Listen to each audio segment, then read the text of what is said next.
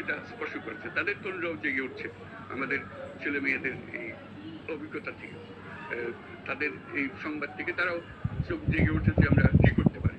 কাজে আমাদের কাজ হবে এগুলো সম্পূর্ণ করা। আমরা আজকের থেকে শুরু করলাম, সেটা আশা করি আমরা দ্রুত গতিতে এগিয়ে যেতে পারবো। সবাইকে ধন্যবাদ। এর কথা মনে পড়ছে আমাদের জিয়া হুসাইনের ছবি বাংলাদেশের প্রতিটি মানুষের মনে গেছে আছে, এটা কেউ বলতে পারবে না। বন্দুকের সামনে দাঁড়িয়ে আছে এবং তারপরে থেকে কোনো যুবক কোনো যুবতী আর হার মানে নাই। আজকে আমাদের জিয়া হুসাইনের ছবি বাংলাদেশের প্রতিটি মানুষের মনে গেছে আছে, এটা কেউ বলতে পারবে না। কি অবিশ্বাস্য একটা সাহসী যুবক বন্দুকের সামনে দাঁড়িয়ে আছে এবং তারপরে থেকে কোনো যুবক কোনো যুবতী আর হার মানে নাই। আজকে